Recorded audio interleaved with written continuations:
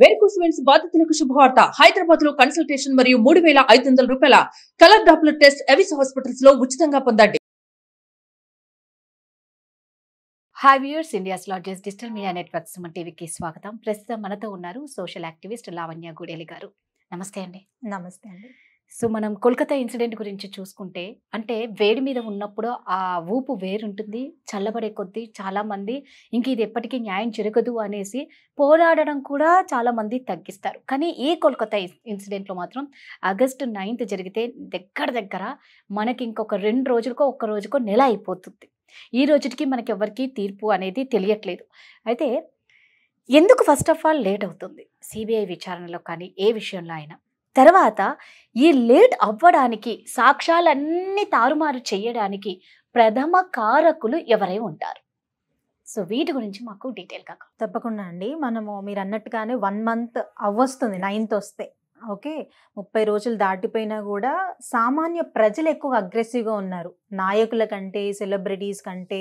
మనం చూస్తే ఈ కేసులో ముఖ్యంగా బాధ్యత వహించాల్సింది టీఎంసీ, ఎవరైతే తమిళనాడుగా మెడికల్ అసోసియేషన్ ఉన్నారో, ప్లస్ గవర్నమెంట్స్ అంటే ఎవరు? పొలిటికల్ లీడర్స్, సీఎం కానీ ఆ పర్టికులర్ స్టేట్ని ఎవరైతే పరిపాలిస్తున్నారో, దెన్ పోలీస్ ఆఫీసర్స్ కూడా గవర్నమెంట్ పరిధిలోకి వస్తారు.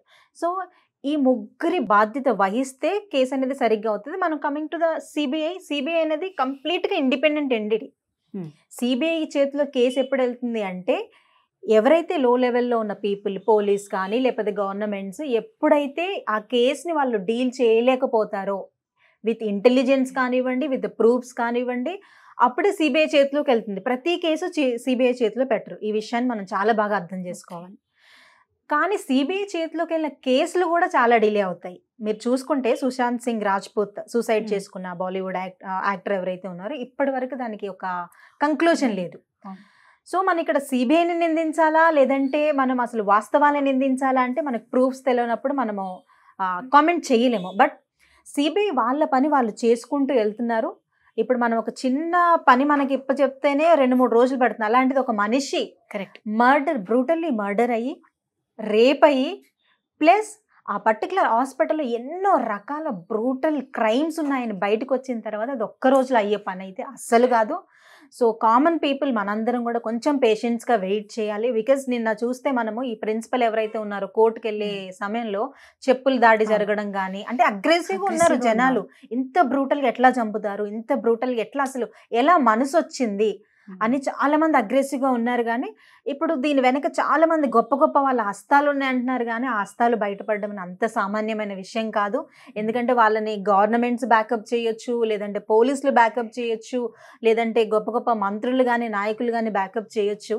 సో ఈ బ్యాకప్ చేసే సిచ్యువేషన్లో ఈవెన్ సిబిఐ కూడా ఒక హెల్ప్లెస్ ఎంటిటీ అనే కూడా చెప్పొచ్చు. సిబిఐ ఎంత అగ్రెసివ్గా సుమోటోగా తీసుకున్నప్పటికీ గవర్నమెంట్స్ బ్యాకప్ చేసినప్పుడు వాళ్ళు కూడా ఏం చేయలేరు. బికాస్ గవర్నమెంట్ నోటీస్తోనే, ఇప్పుడు మీరు చూడండి, క్రెమేషన్కి వెంటనే పంపించారు డెడ్ బాడీని. So according to the supreme court laws ప్రకారము ఏదైతే ఈ రేప్స్ జరుగుతాయో పోస్ట్ మార్టం జరగగానే క్రెమేషన్ చేయాలి. ఈ విషయం చాలా మంది తెలీదు. సో దానివల్ల చాలా మంది బాడీ పేరెంట్స్కి చూపించలేదు అని అంటున్నారు. కానీ దేర్ ఆర్ సమ్ లాస్. మనలాంటి కామన్ పీపుల్కి వీటన్నిటిపైన అవేర్నెస్, అవగాహన ఉండదు.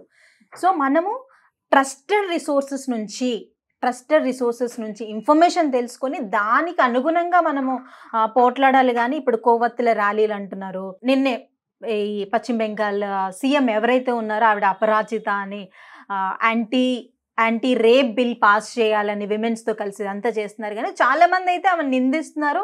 She has failed as a CM అని, ఒక లేడీగా ఉండి కూడా మిస్ హ్యాండిల్ చేసిందని. ఈ కేసులో చాలా రెడ్ ఫ్లాగ్స్ ఉన్నాయని కూడా చాలా మంది అంటున్నారు. సో మనం ఇక్కడ ఒకటి అర్థం చేసుకోవాల్సిన విషయం ఏంటి అంటే, కామన్ ప్రజలే ఫస్ట్ ఆఫ్ ఆల్ అగ్రెసివ్గా ఉన్నారు. ఈ కామన్ ప్రజల్లోకి ఫ్యాక్ట్స్ రావాలి. మనం మాట్లాడుకున్నాము మొన్నే, లైక్ సీమన్ 150 grams ఉంది, ఇది గ్యాంగ్ రేప్ అన్నారు అని. కొన్ని ట్రస్టెడ్ రిసోర్సెస్ ఏం చెప్తున్నారంటే అది గ్యాంగ్ రేప్ కాదు అని. సో ఈ రెండిట్లో మనం ఏది నమ్మగలుగుతాము? కొంతమంది ఏమో గ్యాంగ్ రేప్ అంటున్నారు, కొంతమంది గ్యాంగ్ రేప్ కాదంటున్నారు, కొంతమంది ఆ పోస్ట్ మార్టం రిపోర్ట్ అనేది ఫేక్ అని కొట్టిపడేస్తున్నారు. సో వీటన్నిటిని చూస్తే ఏ ట్రస్టెడ్ రిసోర్సెస్ నుంచి మనము ఈ ఫ్యాక్ట్స్ తెలుసుకోగలుగుతాము? కొంతమంది మేధావులు ఏం మాట్లాడుతున్నారు అని అంటే, ప్రజల్లోకి వాస్తవాలను తీసుకురండి, ప్రజలే శిక్ష నిర్ణయిస్తారు. పాతకాలంలో ఎట్లా ఏదైనా చెడు తప్పు చేసిన వాళ్ళని ఆడగాని మగగాని వెంటనే ఊరి శిక్ష తీసేవాళ్ళు, రాళ్లతో కొట్టి చంపే పాతకాలపు ఇవన్నీ కూడా ఉన్నాయి. కానీ ఇప్పుడు మనం రాళ్లతో కొట్టి చంపే సొసైటీలో లేము. మనకి సొల్యూషన్ కావాలి. డాక్టర్, కోల్కత్తా డాక్టర్ ఆత్మకి శాంతి చేకూరాలని మనలాంటి ఆడపిల్లలు కానీ సామాన్య ప్రజల రోడ్ల మీదకి వెళ్తున్నాము, కానీ ఇంకో డాక్టర్ కూడా మర్డర్కి గురి కాకుండా మనం ఏం చేస్తున్నాము. ఇంకో బాధాకరమైన విషయం ఏంటంటే, మన ఇన్ఫ్లుయెన్సర్స్ అంటాము. ఇప్పుడు గొప్ప గొప్ప నాయకులు కానీ గొప్ప గొప్ప సెలబ్రిటీస్ కానీ చూస్తే వాళ్ళకి కోట్లల్లో ఫ్యాన్స్ ఉంటారు. వాళ్ళు ఒక చిన్న ట్వీట్ చేస్తేనే లక్షల్లో కోట్లలో వేలు లైక్ చేస్తారు. మరి ఇలాంటి సమస్యలు వచ్చినప్పుడు ఒక ఆడపిల్ల బ్రూటల్గా మర్డర్ చేయబడిన ఒక్కరైనా జూనియర్ డాక్టర్స్ దగ్గరికి వెళ్ళి ఒక్కరైనా ప్రొటెస్ట్ చేశారా? ఒక్కరైనా వాళ్ళ గొంతుక వినిపించారా? కరెక్ట్. బికాజ్ సామాన్యుల గొంతుక వినిపిస్తే అంత సొల్యూషన్ రాదు. మీరు 100% ఇన్ఫ్లుయెన్షియల్ పర్సన్గా బయటికి రండి. ఏదో మనం ఫోన్లో కూర్చొని ట్వీట్ చేసినంత మాత్రాన సమస్యకు సొల్యూషన్ రాదు. అండ్ ఇది వెస్ట్ బెంగాల్ ఇష్యూ లాగా చూస్తున్నారు. చాలా మంది ఏమంటున్నారు అని అంటే, మన సొంత స్టేట్లో జరిగినప్పుడు నాయకులు సైలెంట్గా ఉంటారు, ఆపోజిషన్ స్టేట్లో ఉన్నప్పుడు మాత్రము రాళ్ళు విసరడం కానీ కామెంట్స్ చేయడం కానీ జరిగితే సేమ్. ఇప్పుడు పశ్చిమ బెంగాల్ సీఎం ఎవరైతే ఉన్నారో మమతా బెనర్జీ, ఆవిడ ఎప్పుడో ఉత్తరప్రదేశ్లో జరిగిన రేప్స్ గురించి ఇప్పుడు మాట్లాడుతున్నారు. పలానా స్టేట్స్లో కూడా రేప్స్ జరిగాయి కదా, మా స్టేట్ మాత్రమే ఇన్సెక్యూర్డ్, సేఫ్టీ లేని ప్లేస్లో లేదని. అంటే గుమ్మడికాయల దొంగ ఎవరంటే భుజాలు తరుముకునే అన్నట్టుగా ఇలానే ఉంది. ఇంకొక వాస్తవం ఏంటంటే, ఈ కోల్కత్తా డాక్టర్ కేసుకు ముందు ఆల్రెడీ 7 రేప్స్ ఈ పశ్చిమ బెంగాల్లో రికార్డ్ అయ్యంట. 7 రేప్స్. ఈ కేసుకు ముందు 7 రేప్స్ అఫీషియల్గా రికార్డ్ అయ్యాయి. సో సేఫ్టీ వైజ్గా మన రేషియో ఎక్కడికి వెళ్తుంది? కొత్త కొత్త పథకాలు అంటాము, ఆడపిల్లలకి ఫ్రీ స్కూటీస్, ఫ్రీ సైకిల్స్. మాకు పథకాలు కాదు కావాల్సింది, మాకు రక్షణ. రైట్. పథకాలు వచ్చినంత మాత్రాన మేము కెరీర్లో ముందుకెళ్తాము, కానీ మరి రక్షణ లేకపోతే ఆ కెరీర్లో కూడా ముందుకెళ్ళాము కదా. ఇంట్లో ఉండండి, మీకు ఎలాంటి సమస్యలు రావంటే డొమెస్టిక్ వైలెన్స్ జరుగుతుంది. వర్క్ చేయండి, ఇండిపెండెంట్గా ఉండండి అంటే వర్క్ ప్లేస్లో సెక్సువల్ హెరాస్మెంట్ జరుగుతున్నాయి.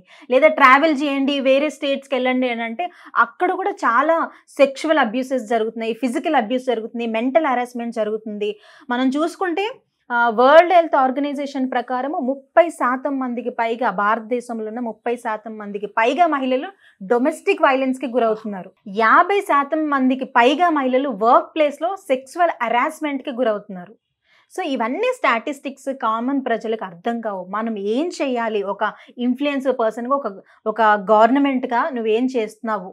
గవర్నమెంట్ అనేది మనము రకరకాల డిపార్ట్మెంట్స్గా చూస్తున్నాము, కానీ గవర్నమెంట్ ఒక ఎంటిటీ. ఓకే, మీరు ఎన్ని డిపార్ట్మెంట్స్గా ఉన్నా ప్రజలకి రక్షణ కల్పించినప్పుడు మీరు ఉండి ఏం ప్రయోజనం? యూనో ఒక కామన్ విమెన్గా నా క్వశ్చన్ ఇది. గవర్నమెంట్గా మీరు ఉండి ఇప్పటికి చాలా మంది మర్చిపోతున్నారు. యూట్యూబ్లో కూడా మీరు చూస్తే ఇది ట్రెండింగ్లో నుంచి ఏదో 20-30 రేటింగ్లోకి వెళ్ళిపోయింది. కానీ వాళ్ళ తల్లిదండ్రుల ఆ యొక్క మనసు వేదన ఎవరు తీరుస్తారు? లేదంటే ఇప్పుడు చాలా మంది ఆల్రెడీ జూనియర్ డాక్టర్స్ కూడా మేము వెళ్ళి పని చేయము, మాకు చాలా ఇన్సెక్యూర్డ్గా ఉందని చాలా భయపడుతున్నారు. మీరు చూడండి, ఈ ఒక్క కేసు ద్వారా రేపటి భవిష్యత్తు కావాల్సిన డాక్టర్స్ కూడా వెనకడిగేస్తున్నారు. వెనకడిగి వేసి వాళ్ళ ప్యాషన్ని చంపుకొని మాకు ప్రాణాలు ముఖ్యము, డాక్టర్ అవడం సెకండరీ థింగ్ అని. సో ఈ ఒక్క కేసు ఇన్ని రకాలుగా ఒక సోషల్ ఈవిల్ని క్రియేట్ చేస్తుంది. సో గవర్నమెంట్స్ కానీ, నాయకులు కానీ, సెలబ్రిటీస్ కానీ ముందుకు రండి. సిబిఐని ఒక్కరిని మనం నిందిస్తే వాస్తవాలు అంత త్వరగా బయటికి రావు. ప్రజల్లోకి మీరు ఫ్యాక్ట్స్ని తీసుకురండి, ప్రజల్లోకి వాస్తవాలను తీసుకురండి. ఒక పోల్ పెట్టండి ప్రజల్లోకి. ఏంటి మనము విమెన్ ముందు ఒక పోల్ పెట్టండి, మెన్ కూడా కాదు, ఒక పోల్ పెట్టండి. మీ మహిళలకి ఇలాంటి వాళ్ళు ఏం చేస్తే మీకు రక్షణ అని అనుకుంటున్నారని ప్రతి కామన్ మహిళని మీరు అడగండి. వాళ్ళ ఒక సమాధానం, వాళ్ళే ఒక న్యాయం తీస్తారు. సుప్రీంకోర్టు జడ్జెస్ కూడా ఎంత అగ్రెసివ్గా ఉన్నారంటే, అసలు వెంటనే రెన్యువేషన్ ఎందుకు చేస్తున్నారు? హాస్పిటల్ని మనం షిఫ్ట్ చేసేద్దాం అని ఒక మంచి థాట్లో ఉన్నారు సుప్రీంకోర్టు జడ్జెస్ కూడా. అంటే ఈ వేడి తగ్గుతున్నప్పటికి కూడా బ్యాక్ ఎండ్ లో ఆపరేషన్స్ కానీ, బ్యాక్ ఎండ్ లో జరుగుతున్న ఇవన్నీ కూడా ఉన్నాయి. సో మనము నిజంగా జస్టిస్ జరగాలని, ఆ డాక్టర్కి మాత్రమే కాదు ప్రతి ఆడపిల్లకు, భారతదేశంలో ఉన్న ప్రతి ఆడపిల్లకి న్యాయం జరగాలి, రక్షణ కావాలి. ఫస్ట్ న్యాయం కంటే కూడా రక్షణ కావాలి. సో ఆ రక్షణ జరుగుతుందని మనం డెఫినెట్గా ఆశిద్దాం. సూపర్ అండి లావణ్య గారు. నిజంగా మీరు చెప్పింది ఒకటైతే 100% కరెక్ట్. ఎప్పుడైతే ఇన్ఫ్లుయెన్సర్స్, సెలబ్రిటీస్ ముందుకు రావాలి, నిజంగా ప్రతి ఒక్కరం పోరాడుతున్నాం, సామాన్య ప్రజలం, వాళ్ళు చెప్తే లక్షల మంది రియాక్ట్ అవుతారు. దయచేసి దీని మీద అందరూ పోరాడాలని కోరుకుంటున్నాం. ఆ బిడ్డ ఆత్మకు శాంతి చేకూరాలని, వాళ్ళ తల్లిదండ్రులకు తట్టుకునే శక్తిని ఇవ్వాలని ఆ భగవంతుని కోరుకుంటాం. థ్యాంక్ యూ అండి. Thank you.